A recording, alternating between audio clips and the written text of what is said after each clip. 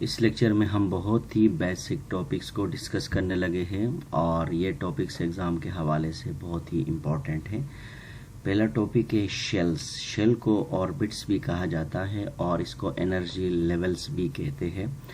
Shell के हवाले से जब हमने बोहर एटॉमिक मॉडल जब मैंने आपको पढ़ाया था तो वहाँ पर शेल का डिफिनीशन हमने एक्यूरेटली और कंसेप्ट के साथ डिस्कस की थी और फिर भी हम इसको रिपीट करते हैं।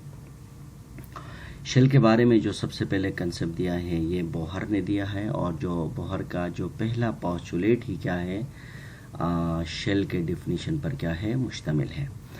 तो जैसे कि लिखा गया according to Bohr's atomic model, यानी मॉडल भी लिखते हैं यहाँ पर हम, यानी अकॉर्डिंग टू हमारे पास क्या है बोहर्स एटॉमिक क्या है मॉडल।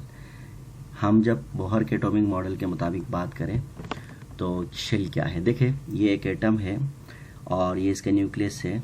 तो किसी भी एटम के न्यूक्लियस के गिर्द एक सर्कुलर पाथ में इलेक्ट्रॉन रिवॉल्व करता है तो उस सर्कुलर पाथ का नाम क्या है, शेल है। जैसे कि लिखा गया कि the electron in atom revolves around the nucleus in one of the circular paths are called क्या है, शेल्स और ऑर्बिट्स, और इनको क्या कहते हैं एनर्जी लेवल भी कहा जाता है।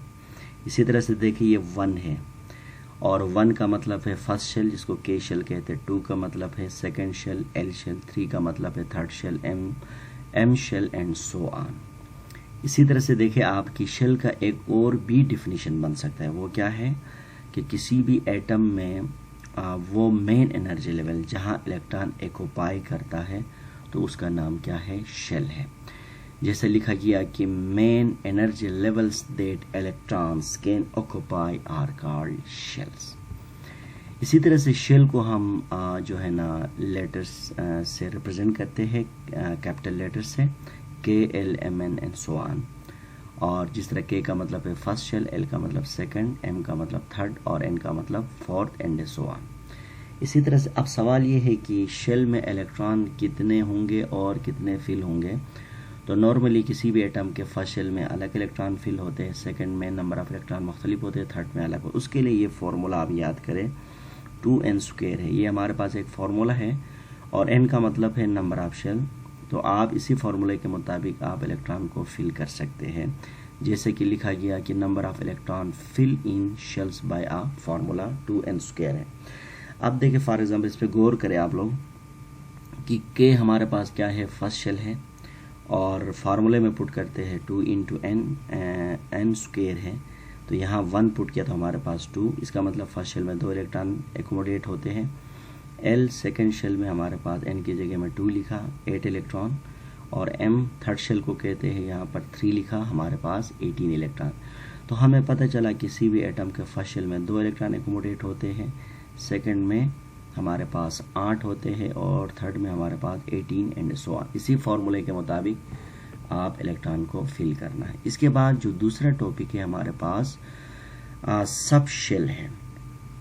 देखिए सब शेल क्या है, जब शेल को डिवाइड किया जाता है तो सब शेल बन जाते हैं।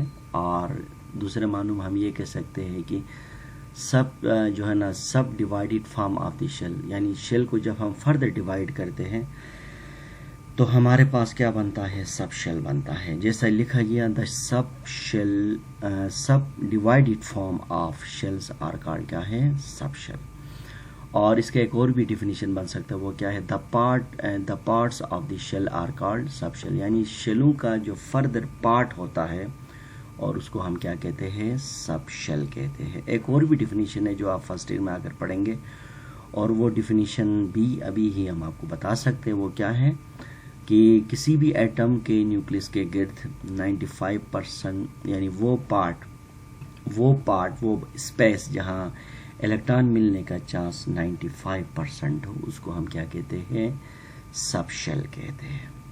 तो सब शेल को मैंने बोला कि इट इज़ बेसिकली क्या है, divided form of the shell को हम क्या शेल को हम क्या कहते हैं, सब शेल कहते हैं। और बेसिकली जो सब शेल्स होते हैं इसको डिनोट किया जाता है S, P और D से। अब ये जो सब शेल है जाहिर सी बात है हम जब डिवाइड करेंगे इनका कोई ना कोई नाम तो होगा। तो इसका नाम ये है कि एस है और पी है और डी है। एस का मतलब है शार्प, पी का मतलब है प्रिंसिपल, डी का मतलब है डिफ्यूज, और यहाँ पर मैं एफ भी लिखता हूँ, बेशक आपका सिलेबस में नहीं है लेकिन फिर भी आप याद करें। एफ का मतलब है फंडामेंट। ये बेसिकली बोहर ने जो स्पेक्ट्रम दिया था हमें, तो उस स्पेक्ट्रम के अंदर उसको नेचर को देखकर फर्स्ट शेल का क्या स्पेक्ट्रम बनता है, इसी हिसाब से ये शार्प, प्रिंसिपल, डिफ्यूजन और फंडामेंटल का नाम दिया। इसके बारे में भी इंशाल्लाह आप फर्स्ट ईयर में आकर अच्छी तरह पढ़ेंगे। तो इसी तरह से अब हम देख लेते हैं कि आप इसको फिलहाल याद करें। SPDF है, इसका मतलब है शार्प, पी का मतलब है प्रिंसिपल, डी का मतलब है डिफ्यूज और एफ का मतलब क्या है, फंडामेंटल। अब हम देखते हैं कि अगर फर्स्ट शेल है, एन अगर 1 है तो उसको हम फर्स्ट शेल कहते हैं। फर्स्ट शेल को के शेल कहा जाता है। अब के शेल के अंदर फर्दर इसकी डिवीजन नहीं होता है, इसी को ही एस कहते हैं। यानी फर्स्ट शेल में सिर्फ एक ही सब शेल, यानी फर्स्ट शेल में एक ही सब शेल होता है जिसका नाम क्या है, एस है। इसके बाद क्या है, सेकंड शेल, यानी एन अगर 2 है तो सेकंड शेल जिसका नाम एल शेल। इसमें 2 सब शेल होते हैं जिसमें एक का नाम एस, दूसरे का नाम पी। इसके बाद अगर n इज इक्वल टू 3 तो थर्ड शेल होता है और जिसको हम m कहते हैं, और इसके अंदर 3 सब शेल होते हैं जहां s, p एंड क्या है, d है। तो इसी तरह से अगर हमारे पास n 4 होगा तो क्या होगा, 4 सब शेल होगा जो कि l m के बाद n होगा, और इसमें 4 सब शेल होंगे और s, p, d and f होगा। अब हम बात करेंगे कि एक सब शेल के अंदर कितने इलेक्ट्रॉन एकोमोडेट करते। इस हवाले से कोई फार्मूला नहीं है, बस आपको ये याद करना है कि अगर S सब शेल है तो इसमें 2 इलेक्ट्रॉन एकोमोडेट करेंगे, अगर P सब शेल है तो इसमें 6 इलेक्ट्रॉन एकोमोडेट करेंगे, अगर D सब शेल है तो इसमें 10 इलेक्ट्रॉन एकोमोडेट करेंगे, अगर F सब शेल है तो इसके अंदर 14 इलेक्ट्रॉन एकोमोडेट करेंगे। जैसे कि मैंने लिखा कि S subshell can accommodate maximum 2 electrons, maximum 2, एक भी हो सकता है लेकिन 2 मैक्सिमम करते हैं। इसी तरह से P subshell can accommodate maximum 6 electrons and so on. अब ये जो शेल है जहाँ पर सब शेल के बारे में मैंने कहा कि S का एनर्जी कम है, उससे ज़्यादा P का है, P से ज़्यादा D का है और D से ज़्यादा क्या है हमारे पास, F का है। तो ये है एनर्जी लेवल ऑफ दी सब शेल। इसके बाद एक और टॉपिक इस पर बात कर लेते हैं कि इलेक्ट्रॉनिक कॉन्फ़िगरेशन। देखिए इलेक्ट्रॉनिक कॉन्फ़िगरेशन क्या है, किसी भी एटम के सब शेल में इलेक्ट्रॉन को अरेंज करना, इलेक्ट्रॉन को डिस्ट्रीब्यूट करना और इलेक्ट्रॉन को तरतीब से लिखने का नाम क्या है, इलेक्ट्रॉनिक कॉन्फ़िगरेशन है। जैसे कि मैंने इसके बारे में 2 डिफिनेशन लिखा कि हमारे पास the arrangement of electron in subshell is called क्या है, इलेक्ट्रॉनिक कॉन्फ़िगरेशन। दूसरा डिफिनेशन क्या है, the distribution of electrons among the different subshell is called electronic configuration। अब आपको मैं एक टेक्निक सिखाता हूँ, आप इस टेक्निक की मदद से यानी शेल यानी सब शेल को तरतीब से लिखने का भी आपको समझ आएगा और इलेक्ट्रॉन को फिल करना भी आपको आसानी से, आप इलेक्ट्रॉन को फिल भी कर सकते हो। तो ऐसे में वो टेक्निक हमारे पास, ये बेशक आपके बुक में नहीं है, आप इस टेक्निक को अच्छी तरह समझें कि ताकि इस टेक्निक को हम सीखें और ताकि हमें अगर इलेक्ट्रॉनिक कॉन्फ़िगरेशन याद भी नहीं है तो हम इस टेक्निक के ज़रिए से इलेक्ट्रॉनिक कॉन्फ़िगरेशन बना सकते हैं। तो देखिए मैंने एक कॉलम बनाया, जो पहला कॉलम है S S S S S S. हमारे पास कितने, 1 2 3 4 5 6 7 8, ये एस से पहला कॉलम। दूसरा कॉलम पी का है, तीसरा कॉलम डी का है और चौथा कॉलम हमारे पास एफ का है। ये है पहला स्टेप है। अच्छा, इसके बाद देखिए दूसरा स्टेप क्या है। दूसरा स्टेप ये है कि नंबरिंग लगाएंगे 1 2 3 4 5 6 7 8। फिर इसके बाद यहाँ पर 2 है तो 2 लगाएंगे। देखिए फर्स्ट में 1 है, कुछ भी आगे नहीं है, 1 लगाया। इसके बाद 2 तो आगे 1 है तो 2 लगाया।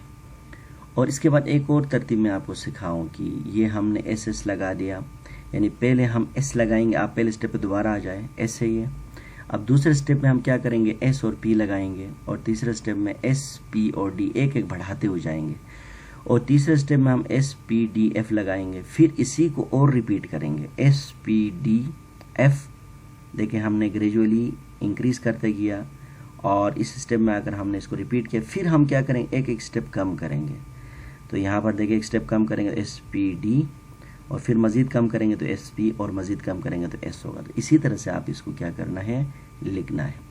अब हम क्या करेंगे, यहाँ नंबरिंग लगाते हैं 1 अब देखिए 2 ये फर्स्ट है, 1 हो गया फर्स्ट सब शेल, इसके बाद ये 2 है, फिर ये 2 है, थर्ड में देखें 3 3 3 और 4 में देखें 4 4 4 5 5 5 6 6 6 7 7 एंड 8 8। ये है, ये हमारे पास नंबर। अब तीसरे में हम क्या करेंगे, जस्ट लाइन को हम ड्रॉ करेंगे। ये फर्स्ट एरो लगाया मैंने 1 के लिए, फिर सेकंड के लिए लगाया, फिर हमारे पास इस तरतीब से एरो को हमने ड्रॉ किया। करने के बाद अब हम क्या करेंगे, इसी एरो के मुताबिक इलेक्ट्रॉनिक कॉन्फ़िगरेशन को तैयार करेंगे। देखिए आपके सिलेबस में हमारे पास इलेक्ट्रॉनिक कॉन्फ़िगरेशन मैक्सिमम आपको 18 तक पूछेंगे एग्ज़ाम में, तो मैं 18 ही आपको समझा दूंगा। फॉर एग्जांपल आर्गॉन है हमारे पास, आर्गॉन का एटॉमिक नंबर क्या है हमारे पास 18 है। देखिए यहाँ से मैं शुरू करता हूँ, 1s2 है। 2 कहाँ से लिखा, क्योंकि 2 में असल में s में 2 इलेक्ट्रॉन एकोमोडेट होते हैं। देखिए ये 1s हो गया 2, फिर इसके बाद कौन सा है ऊपर से आए, ये एरो है 2s2। इसके बाद अब देखो एरो के हिसाब से आए 2p, देखिए 2p6, फिर एरो के नीचे आप आ जाए 3s।